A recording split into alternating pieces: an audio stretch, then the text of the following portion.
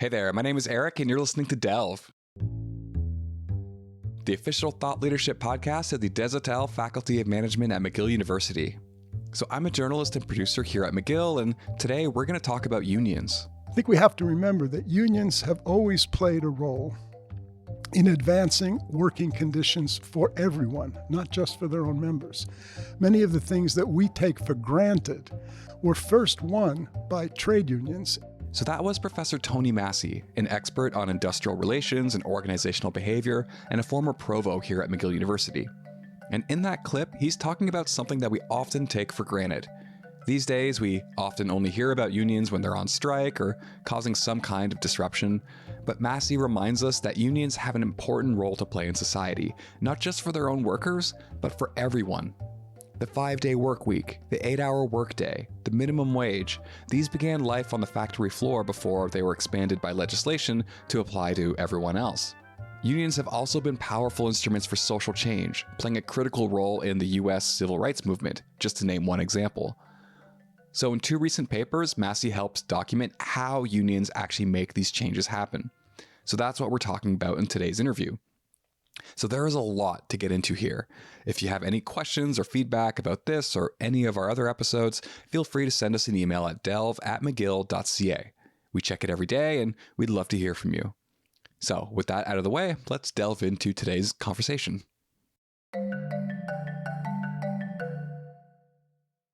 All right, so before we start, you're going to hear the term social ties throughout this conversation. So this refers to a union's connection to other actors in their communities. That could be other civil organizations, social movements, or even individuals. And as you're going to hear, social ties are a mechanism through which unions can create social change. So, bearing that in mind, let's start the interview. So Professor Anthony Masi, thanks so much for joining us today. It's a pleasure.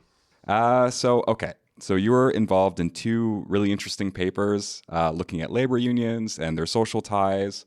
And I found them really interesting because it sounds like social ties can be a powerful political tool to help a union advocate for its interests, but it can also turn unions into powerful influencers of social change, it sounds like. So I'm really curious about this dynamic and how it plays out in the world and how you understand it. So before we get into the meat of the conversation, I just want to start by painting a picture. So for those who are unfamiliar, I wonder if you can just walk us through, what does it mean for a union to have social ties? What does that look like? Well, I think it's important to put in perspective the fact that unions have always had social ties. Even in North America, where unions tend to be bread and butter unions. That is to say, they're interested in advancing the economic and social interests of their members. But to do that, they've always needed allies. The question for social movement unionism has become one of how do these unions work with other groups who are interested in things that go beyond the simple membership in their own union to greater social goods, greater social issues like a minimum wage, the fight for $15 an hour as the minimum wage. How do they work when there are closures of other plants, not just the places in which they work, but closures of important services in the community? For example, closure of a large supermarket in a rural area could be devastating. And yet unions have played a role in helping to try to mitigate those circumstances. I think we have to remember that unions have always played a role in advancing working conditions for everyone, not just for their own members.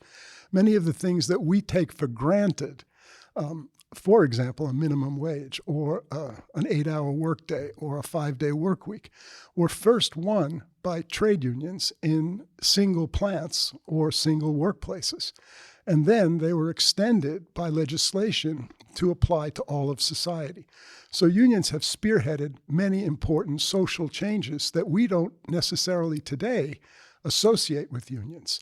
So unions have been a part of the fabric of industrial society from the very beginning. And now what they do is they have been decreasing in membership, but their influence has in many ways been growing because they have begun to tie themselves to other movements. So they look at civil society organizations with whom they can collaborate. they do that. They look at groups that have an interest that totally intersects with theirs, or maybe goes beyond it, but which is consonant with their own interests, and they work with them. They always have had links into the community. I mean, they're people in the community, they're families. And those social ties can help them to extend the arguments that they're in favor of advancing. Yeah, that makes a lot of sense. Yeah, exactly. And I think, it's really about thinking about unions just sort of beyond just this labor organization and thinking of it as like a consortium of people. And these people, they're not just workers. That's not the only part of their identity. They're people who live in the community, and how the union behaves impacts them and how they think and how they interact with their neighbors. And and like you said, a lot of the things that we take for granted today in terms of weekends and retirement age and that kind of thing, it's all a product of, it all started on the factory floor, so to speak. Right, even things like social services. The ability to have an income when you're disabled because of a work accident. Workers' compensation started as a mutual benefit society among workers that then extended out into society. So unions have played an important role. And it's an important role, I think, for a faculty of management to be interested in, because unions are not just this group out there that creates disruption with the airlines, with the postal service at our docks. Unions play a role in doing that, but that's their bargaining chip, because otherwise many of these workers would be totally subjected to the whims of employers, which happens increasingly in the United States, where there are many states that have at-will employment and are not protected in the same way that the labor code in Quebec or labor law in Canada has extended to provide serious protections for workers. So, I mean, this is interesting because, I mean, we live in a politically tumultuous time, and it seems risky to me to involve yourself in social issues in that kind of way in these days. So I'm just thinking, like, what do unions get out of participating in these social issues and leveraging these social ties to advocate or to make these connections? So it's a very delicate balance for unions, particularly union leaders, and that's the contrast in the two papers. One was just about how ties are formed. The other was how workers themselves view the activities of their leaders when they form those ties. And we've seen that in the politics of the United States recently, where the union leaders seem to be very much in favor of the Joe Biden, Kamala Harris agenda and supported it. And yet, when we look at the exit polls and voting by districts, it seems that union members abandoned that and voted instead for Trump. So there is a tension between a leadership that is in favor of social ties that go beyond the workplace and members of the union who have a much more narrow interest, at least initially. But it's the social ties that those members, not leaders, have that creates the possibility of affiliating the union's interests with those of the society and community. Yeah, I mean, when you say that, it kind of sounds like unions, they're a servant to two masters. They're serving their laborers who they represent, and they're also conscious of these social issues that they might want to participate in. Right. I think that's one of the tensions that I mentioned. I think it's not the only tension that they face, but it's one of the most important ones, because leaders in trade unions, by the very nature of leadership, have to see beyond the interests, the immediate interests of their group, and how they can form affiliations with others to achieve their social ends. So in that sense, trade union leaders have to have a vision, not just immediate practicalities. But the members, they live their lives at their workplace and only many times in their families. And so they need to worry about their economic well-being. So union leaders have to support that, their members, but they have to see how they can achieve something else bigger in the society by affiliating with other groups.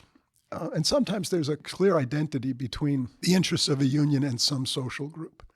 For example, the Fight for 15 in the United States and a bit here in Canada was to raise the minimum wage to $15 an hour.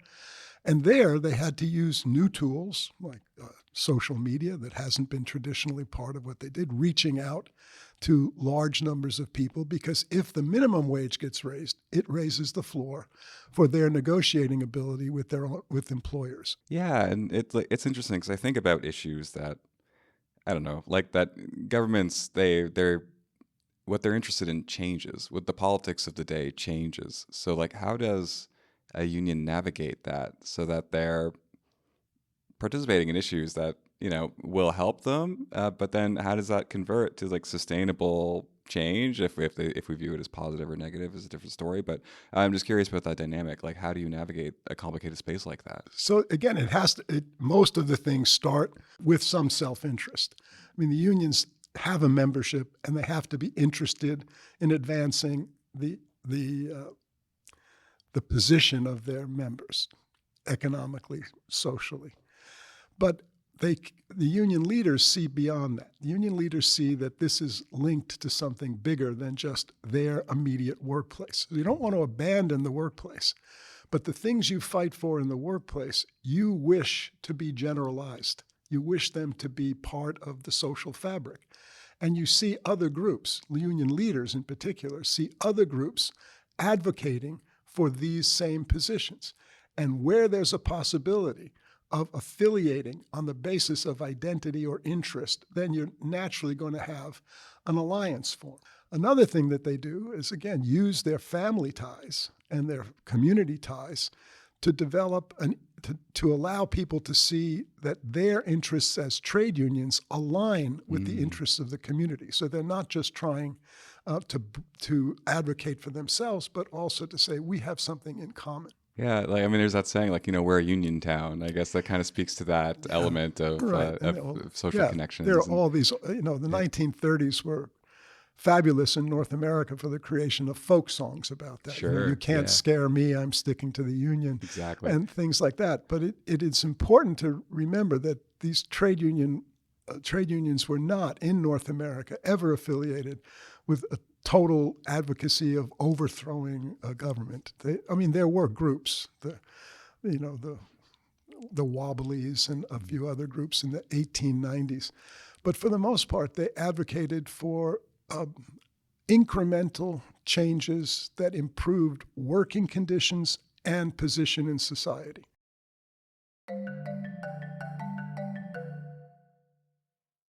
So, okay, a quick recap of what we've covered so far. Unions have always been advocates for social changes in society.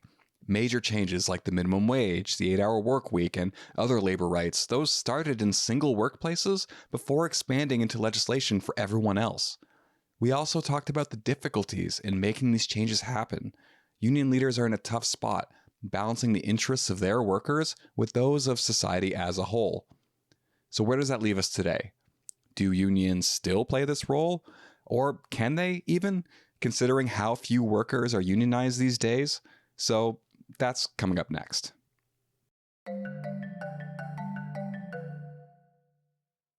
I mean, this seems to me like an issue for big unions, right? For it's different if you have 5 people like forming a union at a small firm somewhere. But then when you have these big groups like these provincial unions that like have a huge membership, then it's like, then it becomes a huge political thing. And it's really important. I mean, most people don't ever reflect on what a union is. I mean, how you form one. Yeah. But the formation of a union depends on convincing your fellow workers and a labor board, in effect, that you share a community of work interest.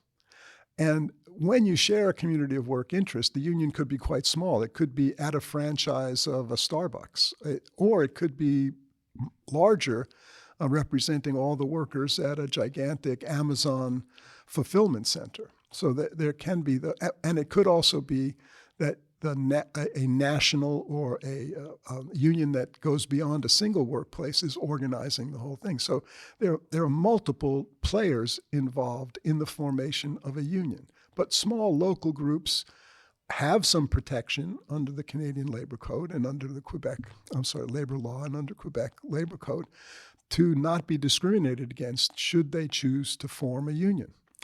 And when they do that, they have to be aware that there are people who will say they're only looking out for their own interests. And that's why we thought it was important to look beyond that and see whether or not trade unions in Quebec also had interests in societal measures and not just the instrumental ones. Yeah, that's super fascinating. And I guess so, I mean, you mentioned top down and like thinking about grassroots organizing and creating new leaders and building goodwill in the community. And I don't know, like, do you see that happening a lot these days? I mean, you mentioned that, like, I think in your paper you were writing that some unions are a little weaker in this area. And like, what are they leaving on the table here when they're not putting deliberate effort and energy into that kind of organizing? So some trade unions are quite successful in only working on what I defined earlier as bread and butter issues, just, working conditions in their own plant, in their own workplace, and hourly wages, some benefits. So they work only in that area, and the members see some benefit to that attention. The members don't always see the benefit of going beyond that, but the leaders do. So again, we're interested in that tension between the leaders and the membership, the rank and file, and the union executives or leaders, in terms of the vision they have of how to collaborate in society. They know they have to collaborate on some level, but they're not always interested in seeing their resources being used to protect the interests of people, workers who are not in their union, who don't pay union dues. So this is, an interesting tension that labor leaders have to deal with, and that social movement unionism is making more evident in the way in which unions have to behave. And there's an interesting dynamic between the way in which people outside the union view unions. Trade union membership in the United States, for example, has been going down almost precipitously for decades. It's at one of the lowest levels that ever was recorded before the 1930s. And one of the things that is clear about that is even though unions have fewer members, when public opinion polls are taken in the United States, they tend to indicate that most people, I mean most people, have a favorable attitude toward unions. Now, it may be because they see them as protecting only the local interests and they wish they had a piece of that, or it may be because they see them as positive actors in society as compared to many other social groups. In particular, organizations that lobby the government with huge amounts of money to advance an agenda that isn't consonant with the interests of the working class. And I think that's another tension that we see with unions is we're entered into a period in which the rate of return on capital investments is far greater than the rate of growth in the economy. And that creates a real problem in terms of inequalities across. And when there's that level of inequality, people tend to want to organize. So there may be an increased interest in labor organizing going forward, but it will be because they learned something from labor unions that reached out before. Yeah, absolutely. Yeah, that's very interesting. And so I'm curious too if about if this can go the other direction as well. So thinking about community organizations like LGBTQ advocacy groups, have you seen these community organizations reaching out to unions for their support? And then what was the response in those kinds of cases? So we did see, we didn't explicitly look at the LGBTQ community, but we did look at other social organizations where the unions were recruited in rather than being recruiting outward. So the unions were brought into alliances. And again, they're most likely to be those issues that deal with working conditions and wages in general. So again, the fight for improving the minimum wage was not necessarily, although it had a strong union backing, the original movement was not a union. Absolutely. Wow. Well, that's incredible. I mean, we're coming up on time, and I realized I made a list of questions, and I think we kind of just talked around them instead of through them, but I think we hit a lot of these points. But I don't know, is there any message or like last thing that we didn't get to that you might want to add? Well, I just want to add, I think it's very important that when we look at organizations, industrial organizations, service organizations, even government, we have to be aware that workers feel vulnerable. And so that vulnerability is why they join unions. But they join unions or where possible.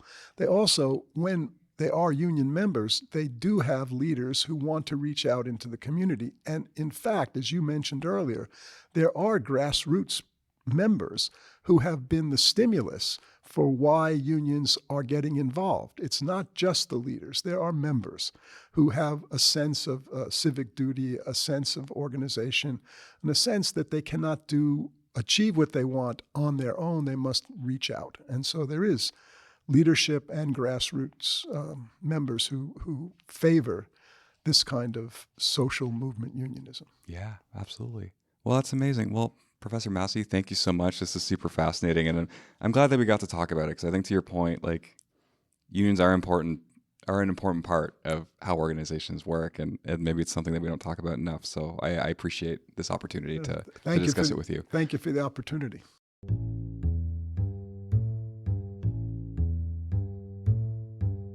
And that's it. Thanks so much for listening. If you like what you heard, feel free to leave us a review on Apple Podcasts to support the show. You can also email us with any questions or feedback about today's episode at delve@mcgill.ca. So thank you so much to Professor Masi for joining us today. And in the show notes, you're going to find links to his papers on social movement unionism. I very much encourage you to read them. They're quite a fascinating read. So McGill Delve is the official thought leadership platform of the Desautels Faculty of Management at McGill University.